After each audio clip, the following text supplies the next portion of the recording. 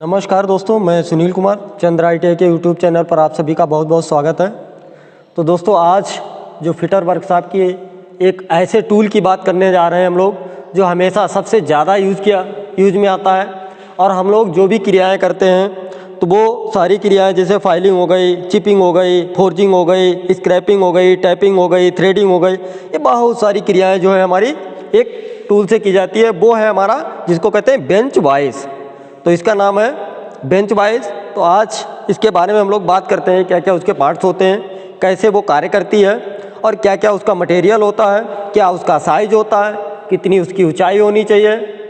तो ये सारी चीज़ों को लेकर के हम आए हैं फिटर वर्कशॉप में। तो आज हम लोग बात करते हैं कि बेंच वाइज की।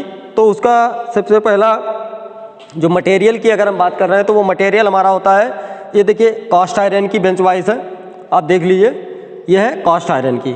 और इसी में एक हमारी दूसरी होती है जो माइल्ड स्टील होती है, जिसको MS कहते हैं। तो वो इधर देखिए आप, ये जो है हमारी माइल्ड स्टील की है, और ये दोनों का प्रयोग करते हैं। तो अब हम लोग चलते हैं जो उसके पार्ट्स हैं, कैसे वो वर्क कर रही है, क्या क्या पार्ट्स हैं। तो देखिए दोस्तों, ये हमारी जो कास्ट आयरन की है, और इसमें जो है ये आपका फिक्स्ड जा होता है, इसको कहते हैं फिक्स्ड जा, ठीक है, क्योंकि ये हमारी बाइस से बिल्कुल जाम कर दिया जाता है। दूसरा हमारा ये है जो इसको कहते हैं मूवेबल जा। ये क्या करता है कि आगे पीछे ये मूवमेंट में रहता है, जैसे भी जितना भी जाब हमको लगाना है उतने पे हम। और ये जो होता है इसमें आपका हैंडल रहता है, ये क्या है, हैंडल है, और हैंडल में ही ये आपका स्पैंडल होता है। तो इसके अंदर क्या क्या रहता है, तो ये आपका स्पैंडल हो गया, ये आपका मूवेबल जा हो गया, ये आपका फिक्स्ड जा पूरा हो गया, हैंडल है। अब आपको हम दिखाते हैं जो उसके अंदर जो कि क्या क्या पार्ट्स रहते हैं। एक हमारे स्पैंडल में, तो आप लोग ये देखिए, ये हमारे पास है जो आंतरिक जो स्पैंडल अंदर की ओर रहता है। तो इसमें देखिए आपका एक तो स्क्वायर थ्रेड कटी हुई है सीधे, जिसका एंगल जो है आपका 90 रहता है। ये देखिए, इसको कहते हैं स्क्वायर थ्रेड, ठीक है। और ये हमारा जो है इसी पे मूवमेंट करता है, ये इसको कहते हैं बॉक्स नट, ठीक है। ये क्या है, बॉक्स नट। ये जो होता है नीचे इसके बेस में जो फिक्स्ड वाली जो हमारा जब वो बेस होता है, तो उसमें ये नट से बॉक्स नट को टाइट कर दिया जाता है। अक्सर के लिए क्या होता है कि जब ओवर टाइटिंग वगैरह जब भी होती है तो हमारा सबसे पहले जल्दी ही जो है बॉक्स नट ही टूटता है। तो ये हमारा बॉक्स नट हो गया। स्पैंडल में ही देखिए आगे की ओर यहाँ पे आपके ये बासर पड़े हुए हैं, ये बासर डाल रखे हैं, जो कि आपकी स्प्रिंग को ये सपोर्ट प्रदान करता है, ठीक है। इसको अंदर की ओर लगा करके यहाँ पे एक, ये आप इसका होल देखिए, ये आपको दिखा रहे हैं, ये आपके बासर हो गए। यहाँ पे स्प्रिंग रहती है, और आपकी एक क्वार्टर पिन रहती है यहाँ पे, जो कि इसको बासर को हम क्या करते हैं, यहाँ पे स्प्रिंग डाल करके बासर को फिट करके, और यहाँ पे जो है वो क्वार्टर पिन लगा दी जाती है। ये आप होल देख रहे हैं, और इधर से फंसा करके उसको फिर मोड़ दिया जाता है। तो ये तो जो है इसके बहुत सारे पार्ट्स हो गए। तो ये क्या करता है कि जब भी हम लोग, क्योंकि स्प्रिंग इसलिए लगाया जाता है कि वो एकदम फोर्स अपनी तरफ फोर्स बनाए रखे, तो इसलिए यहाँ पे स्प्रिंग डाल करके और एक क्वार्टर पिन लगा दी जाती है। तो ये आगे पीछे जो है हमारा वर्क करता रहता है। तो खैर, और आगे चलते हैं। तो ये इस तरीके से ये सारे पार्ट्स हो गए।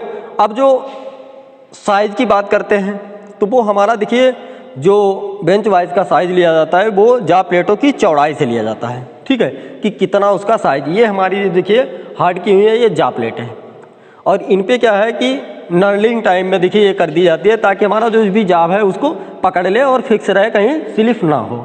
तो ये हमारी जा प्लेटें अलग से लगा दी जाती है। आप देखिए यहाँ पे स्क्रू, 2 स्क्रूओं से टाइट किया गया है। जब भी हमारी एक्सेट गियर जब ख़राब हो जाती हैं तो जा प्लेटें यहाँ से खोल करके और नई जा प्लेटें बदल ली जाती हैं। तो एक तो ये हो गया। दूसरे, अब जो साइज़ की बात की जाए तो वो 75 से 150 mm तक मार्केट में उपलब्ध रहती हैं। जो बेंच वाइसें हैं वो आपकी 75 से 150 mm तक मार्केट में हैं।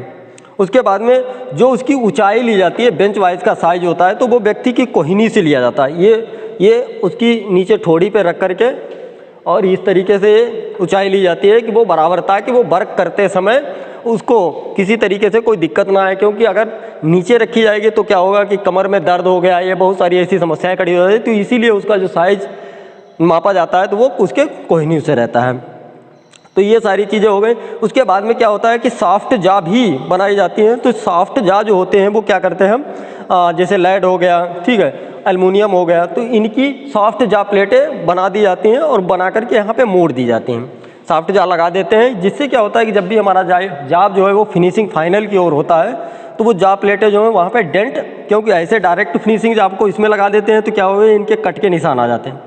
तो इसलिए जो सॉफ्ट जा लगा देते हैं कि जिससे हमारा जो है कि उसके कट के निशान नहीं आते हैं और आसानी से उस पर हम फाइलिंग या कोई भी क्रिया करना है तो वो आसानी से हम लोग कर लेते हैं। तो ये तो हो गए।